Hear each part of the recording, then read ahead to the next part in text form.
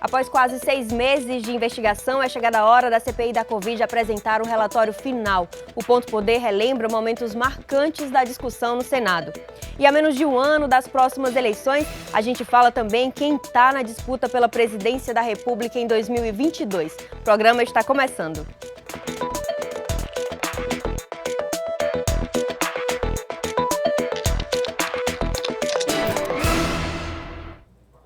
Olá, seja bem-vindo ao Ponto Poder desta terça-feira, o programa que te ajuda a entender melhor sobre os principais assuntos da política no Ceará e no Brasil. Hoje a gente começa falando de CPI da Covid. Após quase 6 meses de discussão, é chegada a hora aí dos resultados finais de tantos depoimentos, de tantos debates importantes. A expectativa é de que o relatório do senador Renan Calheiros, do MDB, seja apresentado na próxima semana.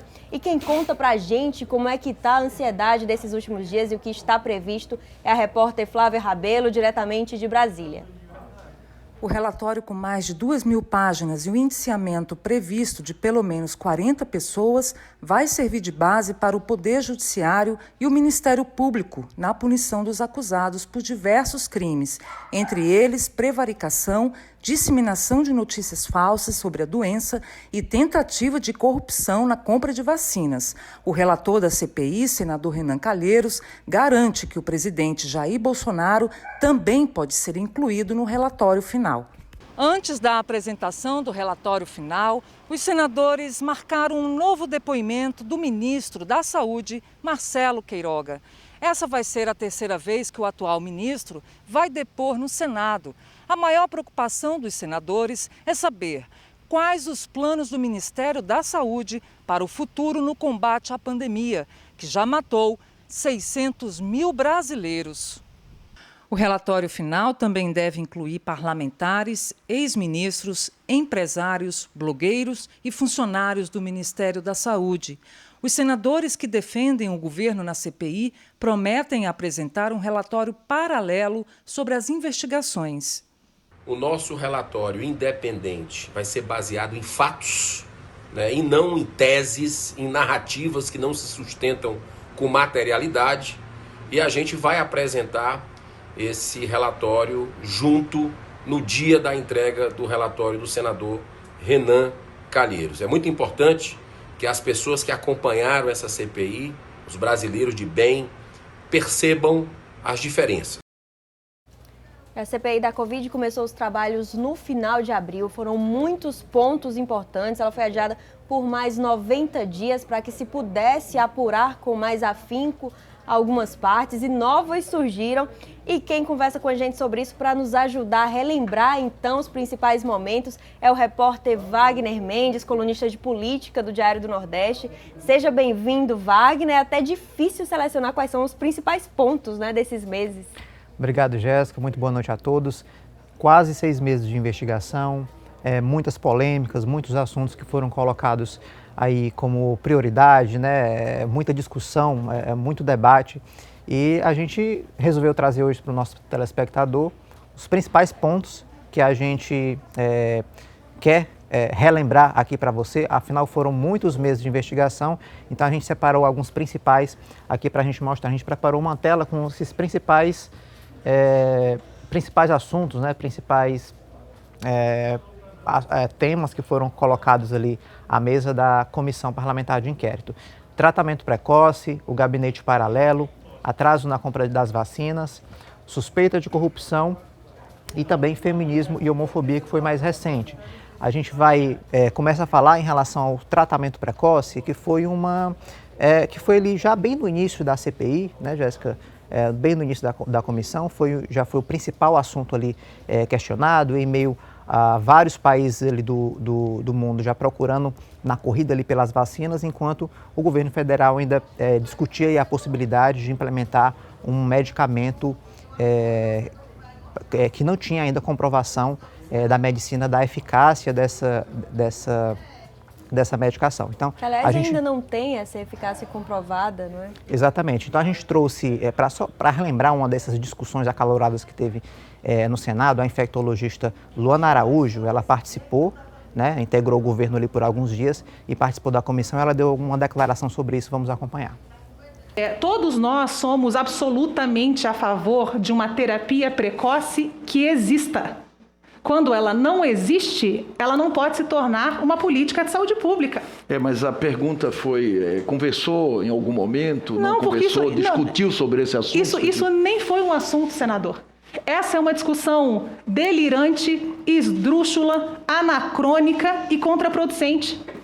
Quando eu disse que há um ano atrás nós estávamos na vanguarda da estupidez mundial, eu, infelizmente, ainda mantenho isso em vários aspectos, porque nós ainda estamos aqui discutindo uma coisa que não tem cabimento. E Wagner, teve a discussão do gabinete paralelo também, que foi fomentada, já se imaginava que havia um grupo que auxiliava o governo federal nas decisões, mas fora a estrutura que a gente já conhece do Ministério da Saúde, isso também foi bastante discutido na CPI. Exatamente, eram nomes, Jéssica, que não necessariamente tinham cargos no governo, mas que tinham poder de influência, de controlar ali, de certa forma, a gestão do governo federal. E aí a gente traz ali um trecho, né, do relator Renan Calheiros, que ele fala na comissão, que ele diz que pode acontecer ali o indiciamento dessas pessoas, né, que participavam desse gabinete paralelo e que davam ali o tom, né, da gestão ali da saúde. Vamos acompanhar aí a fala do senador Renan. Eu pretendo, como relator, posso até não aprovar nessa comissão parlamentar de inquérito, responsabilizar por crime comum todos os membros do gabinete paralelo, pela maldade que fizeram contra o Brasil, ao prescrever remédios ineficazes, ao estabelecer prioridades para gasto orçamentário, para execução de gasto público, criminosamente. Em meio a essa questão do gabinete paralelo, também teve a discussão ali de possível suspeita de corrupção, né, na compra de vacinas. A gente relembra o episódio da farmacêutica lá da Índia, né, a Covaxin, o contrato ali que acabou não sendo executado, mas durante ali os debates da comissão da CPI, muito se fala que até a comissão acabou evitando que o contrato ele fosse confirmado, né? Então, assim, a gente vai... foi um momento ali também muito marcante da CPI, né, que acabou trazendo muitas questões que não estavam sendo discutidas até então, né? A possibilidade de corrupção na compra das vacinas. Vamos acompanhar mais um trecho aí dos debates na CPI. Nós não sabíamos o que estava escrito nesse documento. É um documento que chega e por isso é necessário que todos esses documentos cheguem, senador Girão, oficialmente aqui. No parágrafo 2º do documento, embaixo tem uma anotação da reunião do dia 23 de dezembro na Casa Civil da Presidência da República. Peço destaque ao que estava escrito. Abre parênteses, observação. Sem cláusula de garantia /seguro, a aquisição das vacinas da Pfizer e da Janssen ficam inviabilizadas. E lembrando, Wagner, que não foi só essa questão da corrupção que é investigada, mas teve o próprio atraso das vacinas. A CPI foi investigar também, ouviu inclusive gente da gestão de farmacêuticas como a Pfizer, para poder entender por que o Brasil demorou tanto a começar a se vacinar. Foram identificados documentos mostrando que havia tratativas desde setembro do ano passado e mesmo assim houve um protelamento na resposta do governo. Essas eram dúvidas que já se levantavam antes da CPI e que a CPI acabou trazendo documentos que mostravam que de fato houve um atraso, né? Só para complementar, essa questão da vacina, ela também trouxe uma longa discussão ali, né, com o governador João Dória, né, com a questão da Coronavac. Então, foi tem sido uma longa história essa questão da vacina, né? Foi crucial ali na pandemia, aliás, na CPI da pandemia, mas é um assunto que continua sendo, vamos dizer assim, protagonista ali na gestão da saúde pública em meio a essa pandemia. Inclusive porque no orçamento do próximo ano já há uma redução de recursos para essa compra da vacina e há essa convocação do ministro da Saúde, Marcelo Queiroga, ainda nessa última semana, justamente para saber quais são as expectativas, o que é que o governo prevê na administração pública para continuar lidando com a pandemia aí pelos próximos anos. Jéssica, em um outro assunto que foi mais recente agora, né, que inclusive gerou repercussão no país inteiro, foi o caso de homofobia que o senador Fabiano Contarato trouxe, né, à comissão ali, à discussão, em relação a algumas declarações do depoente, o empresário Otávio Facuri, que ele acabou aí publicando nas redes sociais algumas mensagens com teor homofóbico, e o senador Fabiano Contarato trouxe o assunto à comissão, falou da presidência da CPI, e a gente separou um trechinho também para a gente relembrar. Foi um assunto que gerou muita repercussão nos últimos dias, repercussão nacional, e foi um dos momentos históricos, né, ali da CPI, que a gente vai relembrar agora. E aí o senhor pegou um Twitter meu que, por um erro de grafia de rede social, o senhor fala isso: o delegado homossexual assumido talvez estivesse pensando no perfume de alguma pessoa ali daquele plenário. Quem seria o perfumado que lhe o cativou? Eu sinceramente, senhor presidente, me perdoe, senador Omar, mas eu não consigo entender o que leva um ser humano que tem maioridade, e a maioridade é de 18 anos, o que leva o senhor tem filhos, qual a imagem, enquanto pai, enquanto esposo, enquanto cidadão, o senhor vai passar para os seus filhos? Em relação a essa questão da corrupção, né, que tomou conta ali, Jéssica, dos debates ali no Senado, a gente separou também um trecho ali de um vídeo do senador Flávio Bolsonaro, que é o filho do presidente da República, que ele defende o pai, né, diante de tantas críticas, diante de tantos apontamentos ali, ele acaba defendendo o pai, dizendo que o pai mandou apurar, mas que não tinha nada confirmado de irregularidade. Vamos acompanhar ali. O presidente não é a polícia, ele toma ciência, ele cobrou do ministro dele, e o ministro falou mas o ministro cobrou da hierarquia abaixo dele, mas aí o retorno que voltou para ele é que não tinha nada. A gente vai então aguardar esse relatório final para ver quais são os pontos destacados, e vale lembrar também a questão da presença das mulheres nessa CPI, não é, Wagner? Porque na formação oficial nenhuma das senadoras foi convocada oficialmente, então foi aprovado que uma abertura, assim, uma brecha, né? Encontrou-se uma brecha para que elas participassem, protagonizaram momentos muito importantes das investigações, mas elas não poderão votar. Então a CPI acabou mostrando isso também, para além do próprio combate à pandemia, como a gente precisa avançar nos espaços de igualdade na política também, né? As senadoras, elas tiveram um papel importantíssimo, inclusive no depoimento dos irmãos Miranda, né, que ele desembocou em suspeita de corrupção no governo. Então, assim, tiveram um papel muito importante até o momento, e vai ser fundamental também para o relatório final. E a gente vai encerrando aqui essa primeira discussão, mas não sai daí, porque daqui a pouco a gente fala de eleições 2022 e quem está disputando a presidência da República. É já já.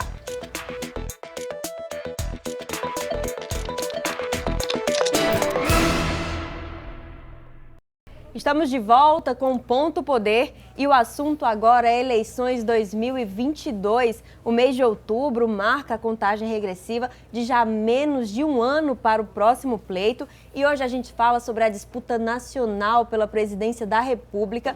E quem vai conversar com a gente sobre esse assunto é o repórter Igor Cavalcante, que vai nos contar um pouco de quem são os nomes que já estão como pré-candidatos. São muitos. Sim. E a preço de hoje, qual que tem sido o papel deles, quem tem se colocado nessa disputa, Igor? Seja bem-vindo. Obrigado, Jéssica. Bom, a gente preparou algumas telas para mostrar para quem está acompanhando como é que tá essas movimentações que já estão bem intensas, né? A gente tem aqui a primeira tela que vai indicar quem são esses primeiros candidatos já, os dois que estão liderando aí nas pesquisas, as primeiras pesquisas que estão saindo, que é Lula e Bolsonaro, né? A gente tem acompanhado aí intensas movimentações do Lula e buscando articulações, buscando antigos aliados. Temos também o Bolsonaro, que já tem feito todas essas movimentações, as manifestações, tentando realinhar ali sua base. E também Ciro Gomes, aí, que aparece, né, como ele se vende muito como essa terceira via, uma alternativa nem de Lula, nem de Bolsonaro. A gente também tem mais uma segunda tela que mostra mais alguns candidatos que estão nessa disputa. Um dos nomes é José Luiz da Atena, do PSL, né? Ele já foi cotado também como vice para o caso de uma chapa em que ele seria liderada pelo Ciro Gomes. outros 2 candidatos tucanos, João Dória e Eduardo Leite, né? Os governadores aí de São Paulo e Rio Grande do Sul, respectivamente, eles estão travando uma briga bem intensa, uma briga interna dentro do PSDB, para saber qual dos 2 será o representante da sigla na disputa. Temos também 2 candidatos do DEM, Rodrigo Pacheco e Luiz Henrique Mandetta, que disputam aí, que já se colocaram como uma terceira via. É interessante a gente notar também que o DEM e o PSL são 2 partidos que se fundiram, estão em processo de fusão. Então, União Brasil deve ter tanto José Luiz Atena quanto Rodrigo Pacheco e Luiz Henrique Mandetta. Então, 3 candidatos aí. 3 pré-candidatos dentro de um mesmo grupo, e esse novo partido que estão formando dessa fusão deve ser o maior do Congresso, vai mobilizar aí uma ampla base, né, para 2022. E a gente tem mais também alguns candidatos também, esses candidatos que se colocam como terceira via. Em mais uma tela aqui, a Simone Tebet, do MDB, ela já tentou 2 vezes ser candidata à presidência do Senado, perdeu as 2 vezes, mas é um nome aí que vem forte pelo partido que compõe, né? E também o juiz Sérgio Moro, né? O ex-juiz Sérgio Moro, que ele tinha uma base muito forte, se dizia que ele era até mais forte que o Bolsonaro, mas quando ele rompeu com o presidente, né? Então ele perdeu muito, desidratou muito esse nome. E também Marina Silva, que sempre se coloca aí como candidata e deve reaparecer novamente. Então são esses candidatos aí que compõem esse início de disputa aqui no país. E para ajudar a gente a entender melhor esse cenário com tantos candidatos, a gente chama agora a cientista política Carla Michele Quaresma. Olá, professora Carla, seja muito bem-vinda ao Ponto Poder. Olá, Jéssica, eu que agradeço enormemente pelo convite. Professora, temos muitos nomes aí colocados como pré-candidatos, não é uma novidade, as últimas disputas pela presidência da República têm tido muitos nomes nessa disputa, mas há um ano desse novo pleito, a que o eleitor deve estar mais atento, que a senhora destaca como pontos mais interessantes da disputa atualmente? No modelo de democracia representativa, o eleitor, ao escolher um candidato, ele se aproxima daquilo que ele considera o ideal de sociedade. Então, para que essa escolha seja a mais certeira possível, o eleitor tem que estar muito atento à vida pregressa do candidato, saber o que esse candidato já apresentou de proposta. A grande maioria dos nomes hoje citados já são agentes do campo da política, então é avaliar a trajetória desses indivíduos, analisar o partido político, porque nós vivemos numa democracia de partidos políticos, e principalmente verificar se essas propostas que serão na campanha eleitoral base de sustentação desses candidatos são execuíveis, se realmente elas podem ser implementadas e se realmente elas coincidem com aquilo que deve ser o prioritário, porque, afinal de contas, governar é escolher prioridades. Então, analisando direitinho a vida pregressa, as propostas, mais facilmente o eleitor irá escolher aquele candidato que melhor representa o seu ideal societário. E nós vimos aqui nos nomes do Ceará, temos o pré-candidato Ciro Gomes, mas no Nordeste temos outras influências que devem contar bastante aí nessas estratégias para o próximo ano. E quem mostra para a gente na reportagem é a repórter Luana Barros. As estratégias eleitorais para a disputa presidencial têm passado cada vez mais pelo Nordeste. Prova disso são as frequentes visitas de pré-candidatos aos estados da região. Nesse segundo semestre, por exemplo, o Ceará recebeu visitas do presidente Jair Bolsonaro e do ex-presidente Lula, que lideram as pesquisas de intenção de voto para o Palácio do Planalto. O Nordeste também já vem alguns ciclos eleitorais se consolidando como uma importante base eleitoral do PT, sobretudo na figura do presidente Lula. E, claro, o PT tem a pretensão de manter esse status aqui no Nordeste. Bolsonaro já veio algumas vezes aqui inaugurar obras em diferentes estados do Nordeste, já tentou aí montar também alianças com lideranças importantes, planeja conquistar esse eleitorado que ainda é majoritariamente favorável, tem como preferência, do ponto de vista eleitoral, o presidente Lula como candidato. Um dos motivos para essa atenção está nos números. O Nordeste é o segundo maior colégio eleitoral do país, com mais de 40 milhões e 600 mil eleitores. Mas não é só isso que pesa na balança eleitoral. A conquista dos eleitores passa pelos candidatos se afastarem de uma estratégia assistencialista e focarem em propostas que tratem, por exemplo, de geração de emprego, desenvolvimento econômico e infraestrutura. A gente tem, ao mesmo tempo, demandas estruturadoras de infraestrutura para os grandes centros urbanos do Nordeste, que hoje competem economicamente com qualquer outro centro urbano do Brasil, né, em termos de atração de investimentos, atração de infraestrutura econômica. É uma região onde tem uma concentração muito grande de famílias de baixa renda, de baixa escolaridade, com pouco acesso aos serviços essenciais de saúde, de educação, infraestrutura. A segurança pública também é um desafio. Então você tem um conjunto de agendas aqui no Nordeste que sinalizam necessidades nacionais. Além disso, a articulação nacional para 2022 passa pela influência de lideranças políticas do Nordeste. Ex-prefeito de Salvador, ACM Neto comanda o DEM nacional, que deve ganhar ainda mais peso com a fusão com o PSL. O presidente da Câmara dos Deputados, Arthur Lira, é aliado de Jair Bolsonaro e um dos líderes do Centrão. O PSB de Pernambuco, liderado pelo governador Paulo Câmara, tem forte apelo na articulação da esquerda. Do Piauí, o governador Wellington Dias preside o consórcio Nordeste, que ganhou relevância nacional com a pandemia.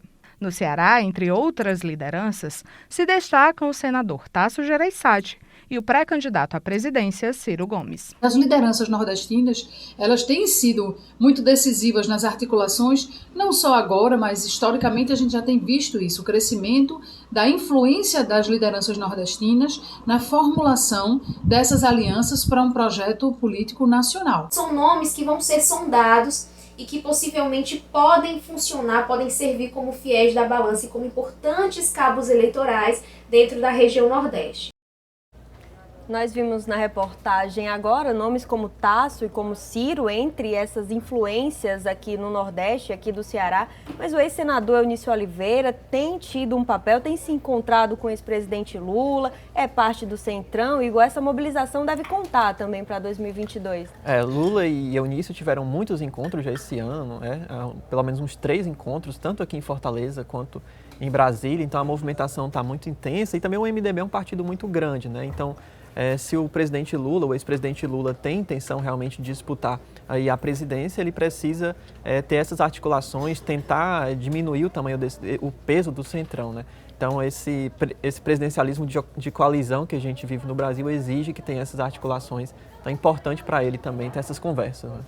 Professora Carla Michele, e temos aí o Ciro Gomes, não é a primeira vez que ele se coloca como pré-candidato, disputou já nas últimas eleições, pode ser a terceira, mas tem ainda uma dificuldade em fazer essa amarração política, em se colocar de fato como um nome que possa entrar aí nessa polarização Lula e Bolsonaro. Como que a senhora avalia esse papel dele e esse peso do Nordeste na disputa?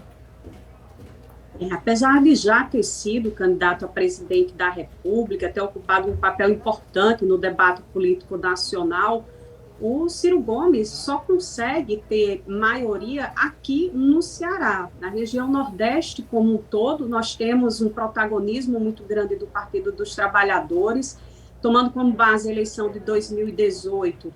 O então candidato Jair Bolsonaro concentrou votos nas demais regiões do país, excetuante a região Nordeste. Então, há uma dificuldade muito grande de conseguir essa capilaridade que seria necessária na eleição presidencial para conquistar outras bases eleitorais no país, né? Claro que o Ciro também ocupa um lugar que é muito disputado, que é esse espaço de centro. As pesquisas indicam que há uma quantidade muito grande aí, um percentual alto do eleitorado que não está disposto a votar nem no ex-presidente Lula, nem no presidente Bolsonaro, mas o Ciro disputa esse espaço de centro, tanto com candidatos mais de centro, como de centro-esquerda e também de centro-direita.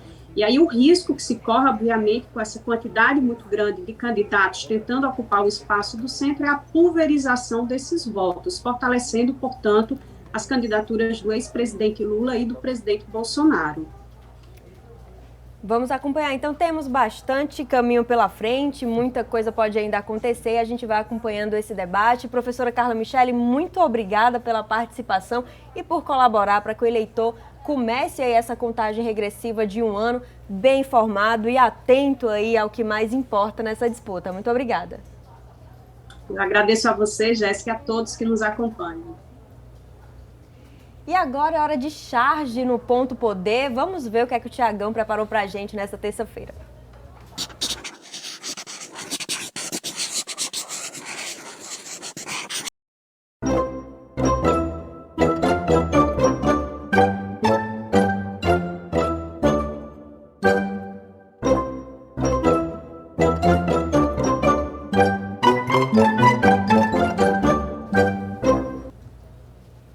Disputa acirrada aí para 2022 e o Ponto Poder vai ficando por aqui. Muito obrigada pela companhia. Igor, muito obrigada pela participação. Você pode rever o programa no canal do Ponto Poder no YouTube e acompanhar todas as notícias no Diário do Nordeste. Até lá. Até mais.